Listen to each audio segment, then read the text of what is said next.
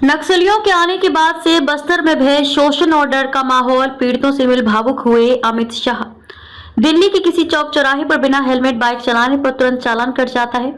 Phone पर इसका message भी पहुंच जाता है। कानून व्यवस्था को लेकर तमाम इंतजाम है, लेकिन देश में ऐसी जगह भी है जहां दिन दहाड़े लोगों को गोली मार दी जाती है, बम फोड़े जाते हैं। विकास चाहने वालों की तब तक पिटाई की जाती है जब तक कि उनका दम न निकल जाए।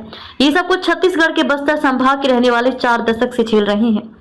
जंतर मंतर पर मौन प्रदर्शन और केंद्रीय गृह मंत्री अमित शाह से मुलाकात के बाद अपनी पीड़ा देशवासियों को बताने के लिए शुक्रवार को बस्तरवासी जेएनयू परिसर पहुंचे। विद्यार्थियों और शिक्षकों के साथ आपबीती साझा की और आने वाली पीढ़ियों के लिए न्याय की मांग की। बस्तर शांति समिति के सदस्य ने सुनाई आपबीती। बस्तर शांति समिति के सदस्य माघू राम कावड़े ने कहा कि 40 साल पहले जहां ढोल और मांदर की थाप सुनाई देती थी, खुशहाली थी, वहां नक्सलियों के आने के बाद भय, शोषण और डर का माहौल है।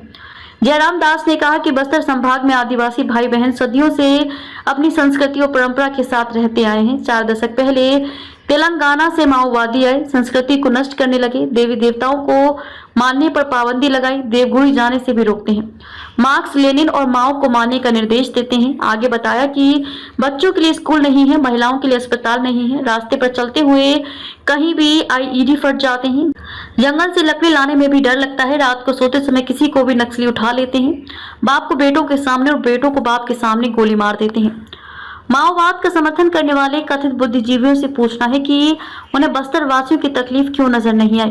विद्यार्थियों ने नक्सल पीड़ितों से सीधा संवाद किया। इस अवसर पर लेखक व बस्तर शांति समिति के सदस्य राजीव रंजन, एबीवीपी जेएनयू अध्यक्ष राजेश्वर सचिव, शिखा स्वराज आदि लोग उपस्थित रहे।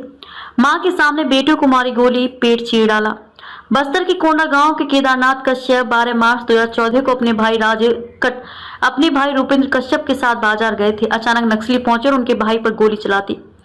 2 गोली सीने में लगी और तीसरी कोहनी को चीरते हुए केदारनाथ की जांघ में जा लगी। दोनों भाई अलग अलग दिशा में भागे। उनके भाई कुछ दूर जाकर गिर पड़े। नक्सलियों ने फिर 3 गोली मारी। सांस चलती देख चाकू से अंतड़ियां बाहर निकाल दी।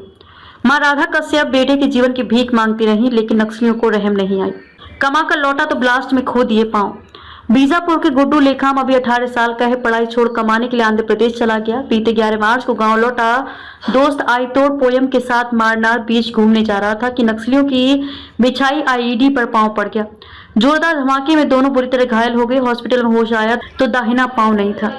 बस्तर से आए नक्सल पीड़ितों से मिल भावुक हुए अमित शाह। बस्तर के नक्सल पीड़ितों की व्यथा सुनकर गृह व सहकारिता मंत्री अमित शाह भावुक हो गए। सोशल मीडिया एक्स पर नक्सल पीड़ितों का दर्द बयान करने वाली डॉक्यूमेंट्री सुनो नक्सली हमारी बात को साझा करते हुए शाह ने कहा कि नक्सल प्रभावित क्षेत्रों के हशा के शिकार इन लोगों के जख्म नक्सलवाद की अमानवीयता और क्रूरता के जीवंत प्रतीक है।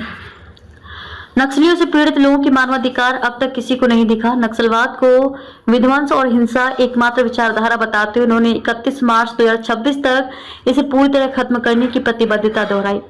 अपने आवास पर बस्तर से आए नक्सल पीड़ितों से मिलते हुए अमित शाह ने कहा कि हथियार लेकर चलने वाले और निर्दोष लोगों की जान लेने वाले नक्सलियों के मानवाधिकार की चर्चा तो बहुत हुई, लेकिन नक्सलियों से पीड़ित लोगों के मानवाधिकार अब तक किसी को नहीं दिखा। उनके अनुसार बस्तर के नक्सल पीड़ितों की आपबीती मानवाधिकार की बात करने वालों की आंख और कान खोलने का काम करेगा।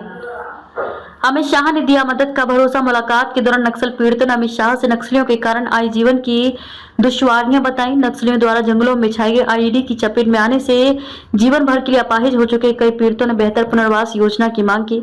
शाह ने भरोसा दिया कि मोदी सरकार और छत्तीसगढ़ सरकार मिलकर नक्सल पीड़ितों के समग्र विकास के लिए 3 महीने में योजना लेकर आएगी।